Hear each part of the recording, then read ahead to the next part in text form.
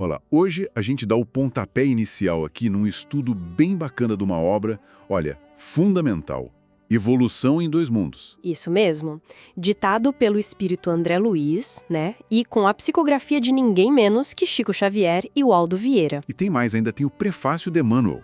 Quer dizer, é um material muito rico, né? Sem dúvida. E a nossa ideia aqui é justamente começar a explorar esse livro, sabe, capítulo por capítulo. Queremos entender melhor essa visão da vida que conecta o plano material e o espiritual. Exatamente. É uma ideia central que a gente recebeu para focar. Como essa compreensão mais ampla ajuda a gente a valorizar o que vivemos aqui na Terra, né? Para nossa evolução, que seria o grande objetivo do espírito, certo? Perfeito. O livro, ele meio que parte dessa ideia, né? Que tá bem alinhada com Kardec. A vida aqui não é um ponto final. É um elo, sabe? Um elo numa jornada maior. Isso. Uma jornada que acontece nesses dois mundos ao mesmo tempo. Eles estão super ligados. O que acontece aqui, influencia lá. E o contrário também. Ok. Vamos tentar. Desempacotar um pouco isso. Então, o ponto principal é que entender essa dinâmica toda não é só filosofia, é algo prático para o dia a dia. Tipo, ver a Terra como, sei lá, um estágio importante. Precisamente. As fontes que a gente tem dizem que o espírito é a obra-prima de Deus. E a caminhada dele é sempre para frente. Sempre progressiva. Mesmo com tropeços. Mesmo com desvios, a direção geral é de progresso. Não tem ré, digamos assim.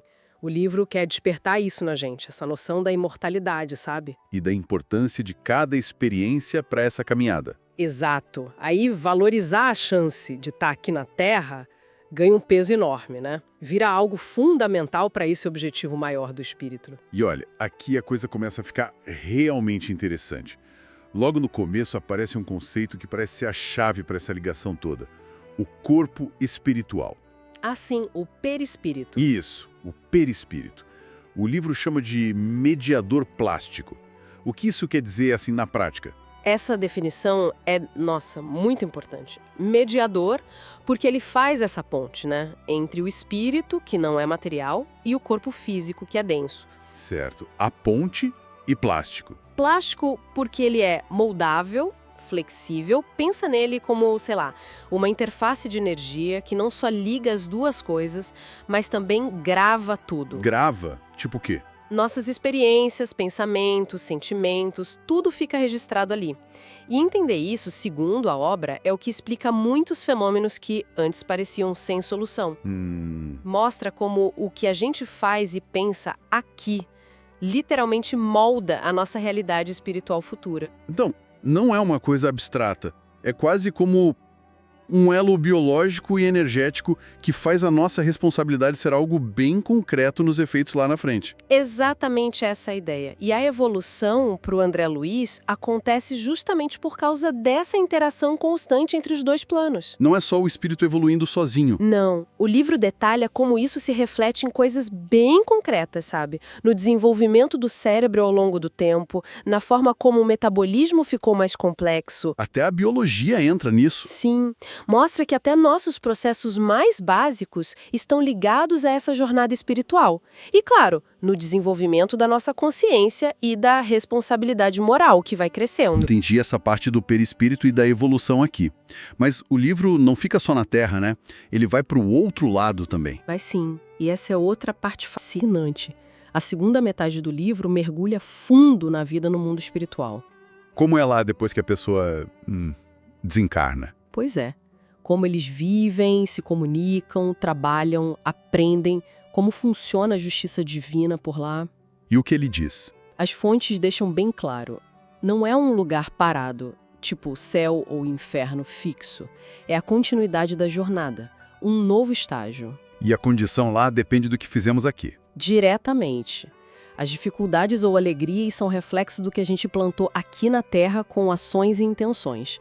É aquela coisa, né? A colheita natural do que se semeou. Isso reforça muito a ideia de continuidade e de uma responsabilidade que não acaba com a morte do corpo, né? Sem dúvida nenhuma. E o interessante é o tom do livro. Apesar de falar de leis e responsabilidade, ele é apresentado como uma mensagem de muita esperança. Esperança. mesmo falando de responsabilidade e colheita. Sim, é um consolo, sabe? Principalmente para quem está passando por dor, por dúvida, pelo estigma do sofrimento, como dizem. Para quem busca um sentido para as dificuldades. Ele mostra que tem um propósito maior. Exato. Aponta para uma divina destinação para além das estrelas. Mostra que as batalhas aqui na Terra não são em vão, fazem parte dessa escalada evolutiva. E só para reforçar o nosso plano aqui, a ideia é justamente aprofundar tudo isso.